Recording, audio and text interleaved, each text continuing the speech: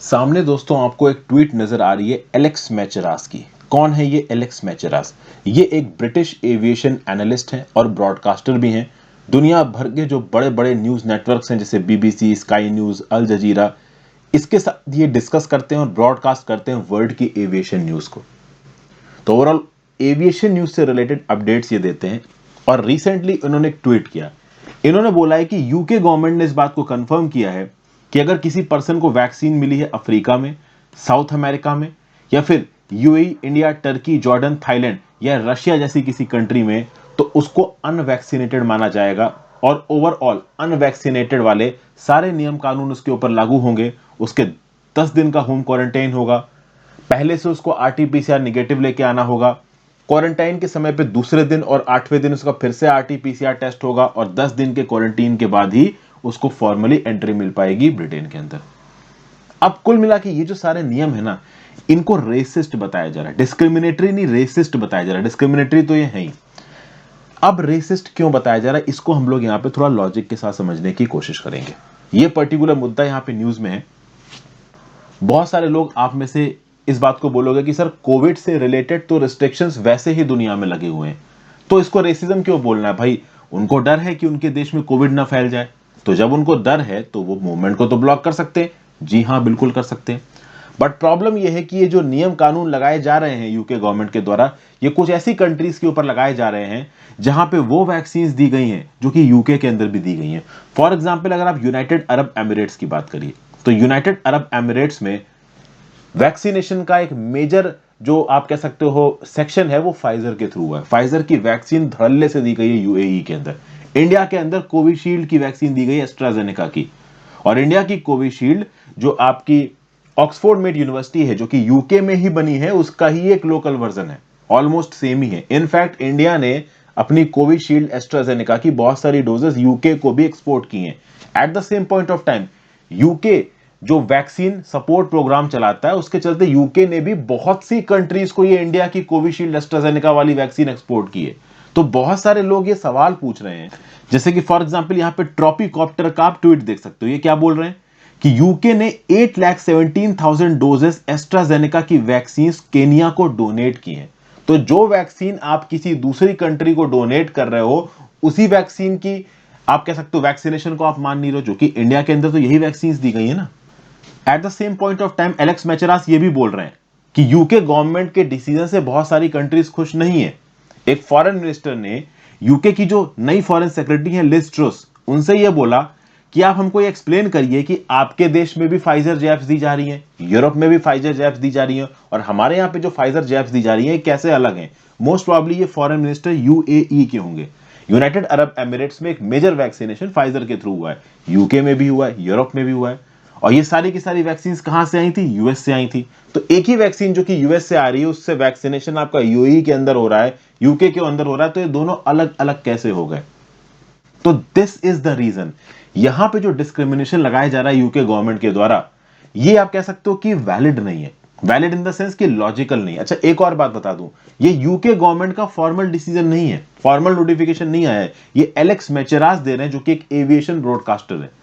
हो सकता है कि यूके गवर्नमेंट ने पहले इस इंफॉर्मेशन को एलेक्स मैचरास ने दिया हो, एलेक्स मैचरास ने इसको दुनिया भर में बताया। अब हो सकता है कि यूके गवर्नमेंट कुछ चीजें चेंज करके लेके आए सामने, और चेंज करके लेके आना ही पड़ेगा। इंडिया से आप कह सकते हो बहुत स्ट्रांग रिजेंटमेंट जा रहा है। शशि थरूर और जयराम रमेश साहब, इन दोनों ने ही यूके के वैक्सीन जो रूल है इसको क्रिटिसाइज किया है बहुत जबरदस्त तरीके से। जयराम रमेश साहब बोल रहे हैं कि आपकी जो कोविशील्ड है वो ओरिजिनली यूके में ही डेवलप हुई है, और सीरम इंस्टीट्यूट जो पुणे है उसने जो ये कोविशील्ड वैक्सीन बनाई है बहुत सारी आपके कंट्री में एक्सपोर्ट की है। तो किस हिसाब से आप कोविशील्ड की वैक्सीनेशन को मान नहीं रहे हो? शशि थरूर साहब का तो एक बुक इवेंट लॉन्च था आपका यूके के अंदर, जिसको इन्होंने कैंसिल कर दिया। एक रीजन ये हो सकता है कि यूके को इस बात पे भरोसा ही ना हो कि इंडिया के अंदर जो वैक्सीनेशन प्रोसेस हुआ है वो प्रॉपर तरीके से हुआ है। हो सकता है यही एक रीजन लग सकता है अगर आप लॉजिक को ढूंढने की बात जाओगे। और यहां पे यूके का लॉजिक इसलिए भी गलत हो जाता है क्योंकि देखिए इस प्रकार की कंडीशंस यूएसए के ऊपर नहीं लगाई गई हैं। आप पॉइंट समझिए, अगर आप कल का डाटा देखो तो यूएसए में पर डे 86,000 से ज्यादा केसेस आए, इंडिया में पर डे लगभग 25,000 केसेस आए, ब्राजील में 7,800, यूके में लगभग 36,000 केसेस हैं, 36,000। तो यूके के खुद में 36,000 केसेस है, इंडिया में 25,000 केसेस है, इंडिया के total number of cases UK से कम है, और उसके बाद भी इंडियंस को वहां पहुंच के क्वारंटीन करना पड़ेगा। फुल्ली वैक्सीनेटेड इंडियंस को वहां पहुंच के क्वारंटीन करना पड़ेगा, दूसरे और 8वें दिन आरटीपीसीआर निगेटिव कराना पड़ेगा, तब एंट्री मिलेगी।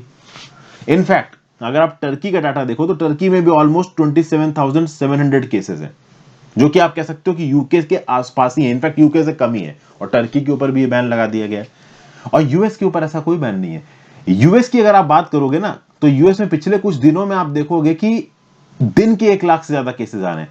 जैसे कि फॉर एग्जांपल आप देखोगे कि 8 सितंबर 2021 को 31 अगस्त 2021 को यूके में 1,71,000 केसेस, 4 सितंबर को 2000 यूके में, 11 सितंबर को देख सकते हैं 1,60,000 केसेस लगभग। तो जहां पे यूएस में, तो जहां पे यूएस में पिछले कुछ हफ्तों में लगातार 1 लाख से ज्यादा केसेस आ रहे हैं, वहां के इंडिविजुअल्स के ऊपर आपने किसी भी प्रकार का क्वारंटीन वगैरह नहीं लगा रखा है, उनकी वैक्सीन के अगेंस्ट आप डिस्क्रिमिनेशन नहीं कर रहे हो। इंडिया की वैक्सीन के अगेंस्ट आप डिस्क्रिमिनेशन कर रहे हो, वो भी उस वैक्सीन के अगेंस्ट जो आप ही के देश में बनी हुई है। एक बार को कोवैक्सीन के लिए बोलते तो फिर भी समझ में आता, स्पुतनिक के लिए बोलते तो फिर भी समझ में आता। तो कुछ एग्जैक्टली समझ में नहीं आया कि यूके गवर्नमेंट इस प्रकार का डिसीजन ले क्यों रही है। अब यहां पे बहुत सी चीजें निकल के आ रही हैं। रिसेंटली हमारे जयशंकर साहब अभी यूनाइटेड नेशंस की मीटिंग के लिए न्यूयॉर्क गए हुए हैं, वहां पे वो लिज ट्रस से मिले जो कि नई फॉरेन सेक्रेटरी हैं यूके की, उसके साथ बातचीत की, और साफ साफ हमारे जयशंकर साहब ने बोला है कि अगर आप इस प्रकार के मेजर्स को इंपोज करेंगे तो हम भी रेसिप्रोकल मेजर्स लेंगे। अब भारत सरकार किस प्रकार के रेसिप्रोकल मेजर्स लेगी इसके बारे में हम ज्यादा कुछ नहीं कह सकते। मोस्ट प्रॉब्ली यूके से जो आने वाले नागरिक है इंडिया के अंदर, उनके आने के ही ऊपर ब्लॉक लगा सकती है भारत सरकार, tit for tat he reaction होगा। बट ज्यादातर केसेस में आप देखोगे कि यूके सरकार का जो स्टैंड है ये बहुत जल्दी बदलने वाले हैं। इंडिया का यह भी बोलना है कि यूएस के अंदर इंडियंस की एंट्री को अलाउ कर दिया गया है। लगभग 33 कंट्रीज के लिए यूएस ओपन हो रहा है नवंबर में, जिसमें इंडिया भी एक कंट्री है।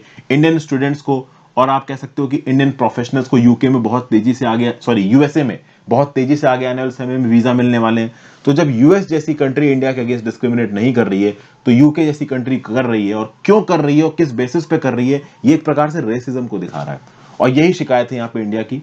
अब बैकलैश काफी हो चुका है, ये बैकलैश केवल इंडिया की तरफ से नहीं जा रहा है, Turkey, overall UAE, south Africa और भी बहुत कंट्रीज की तरफ से जा रहा है। तो मोस्ट प्रॉब्ली आने वाले समय में हो सकता है 3 से 4 दिनों में आपको एक डिसीजन देखने को मिले कि यूके ने अपनी इस पॉलिसी को बदल दिया। इस पर्टिकुलर न्यूज का आप एग्जाम में कैसे इस्तेमाल कर सकते हो? इसको आप इस्तेमाल कर सकते हो इंडिया की हार्ड पावर के रिस्पेक्ट में।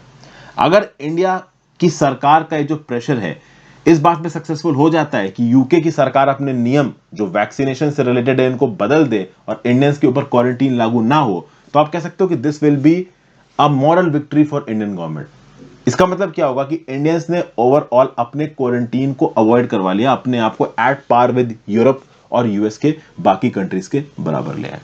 हालांकि क्या होता है क्या नहीं होता है, अगर जब भी होगा तो मैं उसके बारे में आपको अपडेट दे दूंगा। Thank you for watching friends. I hope इस टॉपिक में कुछ ना कुछ आपको यूजफुल जानने को मिला हो। चाहे तो इंस्टाग्राम पे फॉलो कर सकते हैं, टेलीग्राम ग्रुप ज्वाइन कर लीजिए, हो सके तो ज्वाइन बटन दबा के हेल्प करें। Good bye.